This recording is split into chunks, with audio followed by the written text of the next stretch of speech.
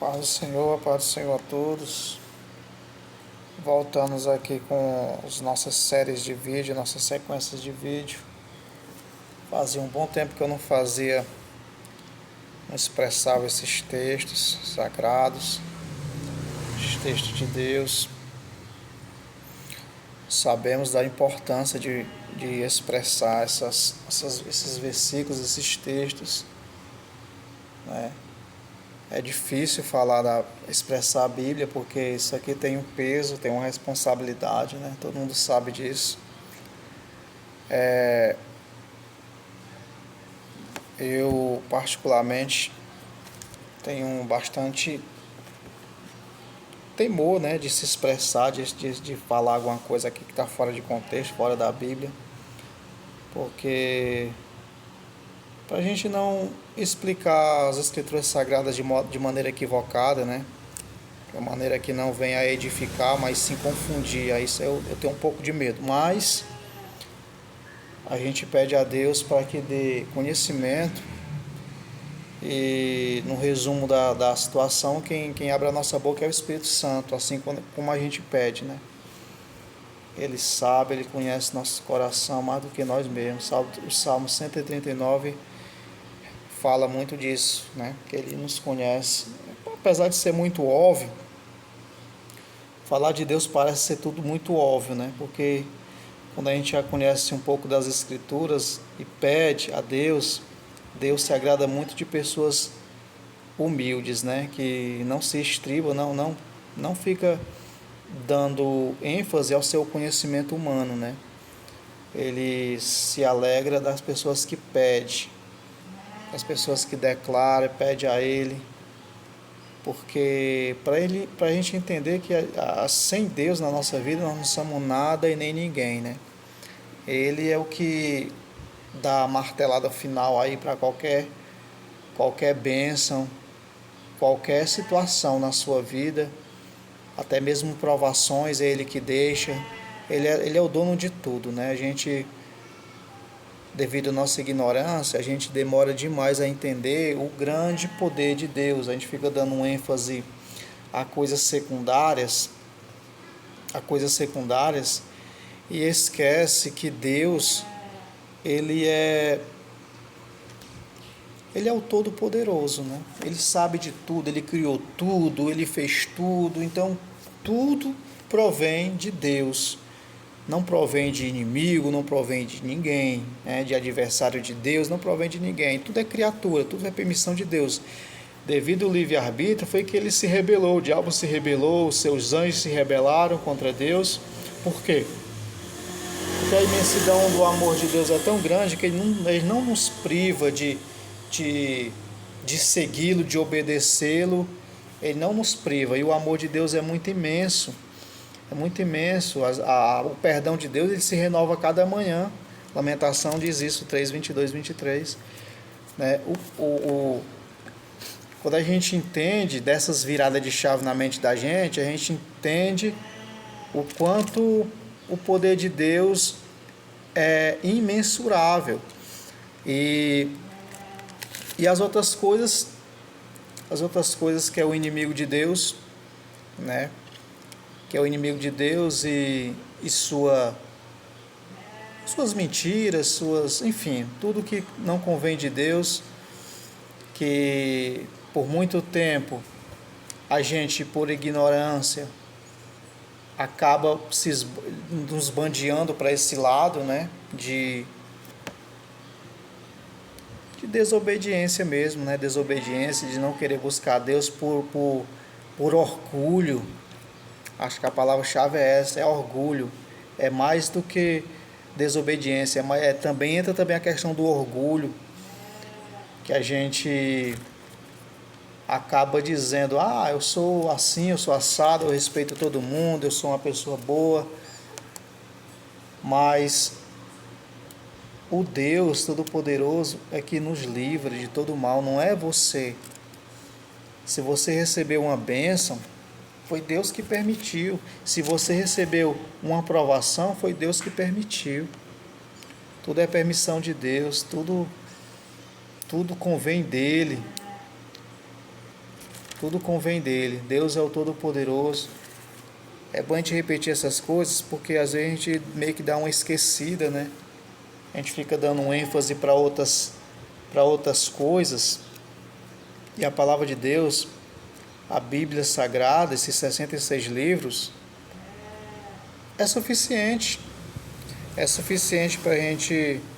É tão sagrado esse livro que a gente fica. Eu estava um dia sem ler. Eu estava um dia sem ler a Bíblia. Hoje eu parei para fazer esse vídeo. Parei para fazer esse vídeo. E eu rodei essa Bíblia. Fui para Gênesis, fui para Salmos, fui para as cartas de Paulo. E rodei essa Bíblia para lá e para cá. E nada de encontrar um texto para me expressar. Eu acabei vindo para os evangelhos, as boas notícias que se encontram no livro de Lucas, Lucas 11, né, que fala da oração do Pai Nosso. É uma oração tradicional, a oração do Pai Nosso, a oração de Jesus, a oração de Deus. E me trouxe eu para cá, li alguns versículos, é bem curtinho, só tem 13 versículos, e vou dar uma lida aqui para melhor explicação do que eu estou expressando. Que diz assim, Lucas 11, do primeiro versículo ao 11, primeiro ao 11 versículo, que diz assim: E aconteceu que, estando ele a orar, estando Jesus a orar num certo lugar, aqui diz num certo lugar, aqui não está dizendo um lugar, não diz onde é o lugar, diz um certo lugar. Quando acabou, lhe disse um dos seus discípulos. Também está dizendo aqui um dos seus discípulos, não está dizendo quem é que falou. Senhor, ensina-nos a orar, como também João ensinou aos seus discípulos.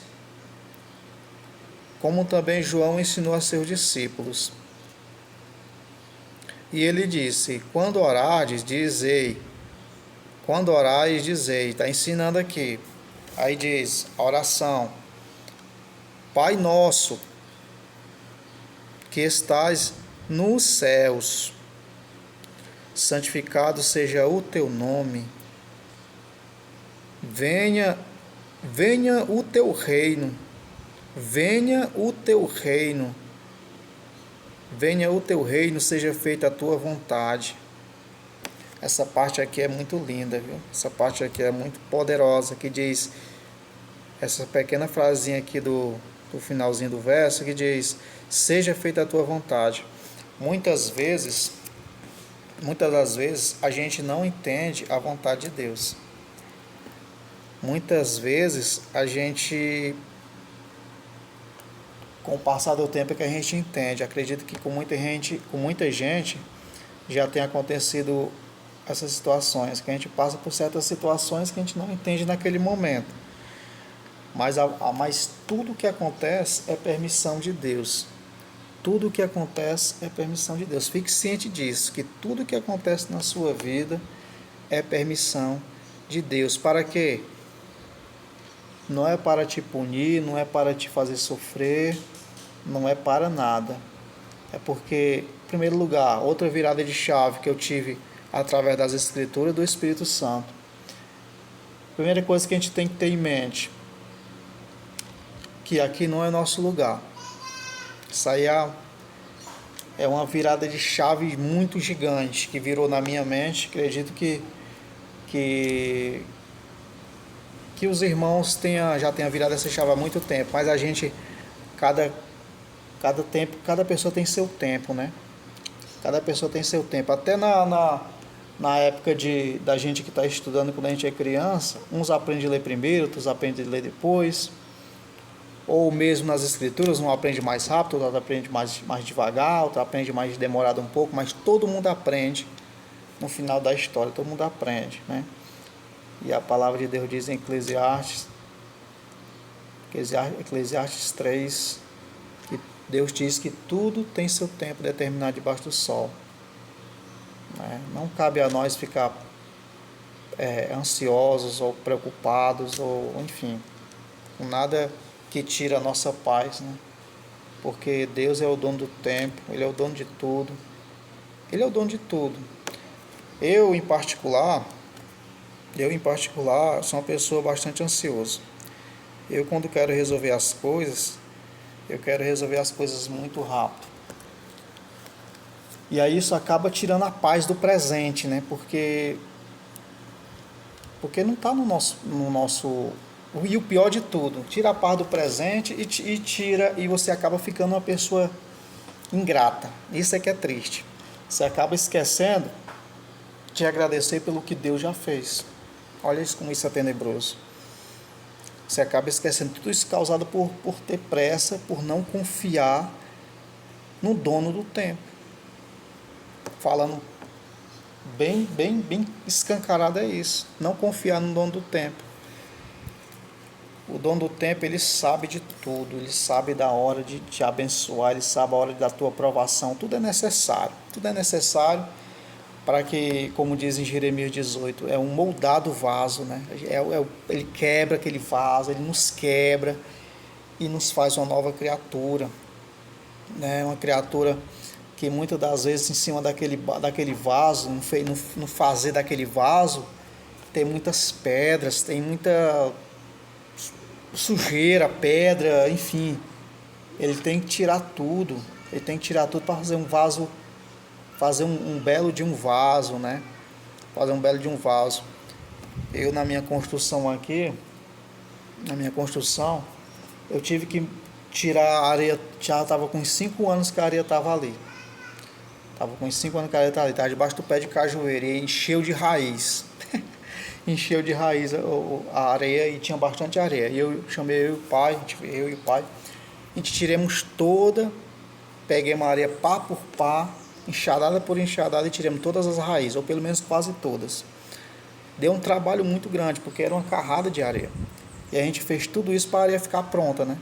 Para a areia ficar ao ponto de bater a laje e ficar do jeitinho que é para ser, sem frissura, sem rachadura, sem nada. Assim é o vaso. Deus, ele nos molda, ele nos quebra, e às vezes leva tempo. É 1, é 2, é 10 anos, é o tempo que for necessário para que ele te transforme numa nova criatura. Acho que todo crente passa por essa situação do vaso, né? Todo crente passa. Se você está passando por essa situação do vaso, tenha paciência, que todos nós vamos passar por isso até nos transformar numa nova criatura em Cristo Jesus, para sermos pessoas boas, melhores ainda, melhores seres humanos, né? Isso que Deus faz quando a gente se aproxima dele, né? Aquelas trevas que a gente tem, algum espírito de desânimo, algum espírito de ansiedade. Lembrando que homens de Deus ficaram deprimidos, foi o caso de Elias, né? Pediram a morte, enfim, vários homens de Deus que Deus, ao longo do tempo, usaram, eles ficaram deprimidos, né? Muitos fugiram do chamado, foi o caso de Jonas. As escrituras falam muito disso. Então, essa coisa de super crente, isso aí não existe. Deus, ele vai nos moldando aos poucos, né? Ele vai nos moldando, vai nos fazendo, vai nos tirando vai nos limpando, nos transformando, né? Até chegar a um ponto porque aqui, enquanto vivemos aqui na Terra, a gente é sujeito a falhas, né? A gente tem que estar sempre se alimentando, lendo a palavra. Eu estava com mais ou menos 15 dias, 20 dias que eu não lia, um mês, bastante tempo. Devido à correria aqui das coisas, da obra e tudo, a gente estava sempre para lá e para cá e acaba que não sobrava tempo. E não é bom. Não é bom, porque você dá lugar literalmente ao inimigo, né? A Bíblia diz, não dê lugar ao diabo. Como é que dá lugar ao diabo? Dá lugar ao diabo nada mais é do que você se ausentar das escrituras sagradas, nada mais é do que você se ausentar da igreja, do corpo, né? Do corpo de Cristo. A igreja significa isso. A gente somos membros do corpo de Cristo, né? Se ficarmos longe do corpo, porque um membro faz longe do corpo, apodrece, né? É mais ou menos isso que acontece. Então fazemos parte desse vaso, né? Esse vaso constantemente. E que o Senhor abençoe a todos. Já está com 15 minutos. O Senhor abençoe a todos e continuemos firmes com Cristo. Conversando sempre com Cristo em oração, como esse texto ressalta. À parte, sozinhos, né? Lá no seu quarto, como diz em Mateus 66. Ore à parte, se for necessário, sozinho, ore na igreja, ore em qualquer lugar, porque conversar com Deus a todo momento é a melhor coisa que você pode fazer. É conversar com Deus, que Ele vai tirar nossos anseios, nossas preocupações, né? Em 1 Pedro 5,7 fala sobre isso, não andeis ansiosos, né? Que Deus cuida de nós o tempo todo, mas a gente é fraco. Quem é forte é o Espírito Santo. Quem é forte é o Deus. A gente é limitado, né? A gente tem que se firmar em Cristo Jesus todo dia, pedir a Deus todo dia saúde, né? Para a gente não se afastar da luz. Quando a gente se afasta da luz, é muito simples da gente entender. Depois de um certo tempo, a gente entende que se afastar da luz, tudo fica escuro, né? Tudo fica tenebroso, tudo fica sujo. No escuro você pisa em qualquer coisa, né? No escuro você pisa em qualquer coisa, e na luz não. Na luz tudo fica claro.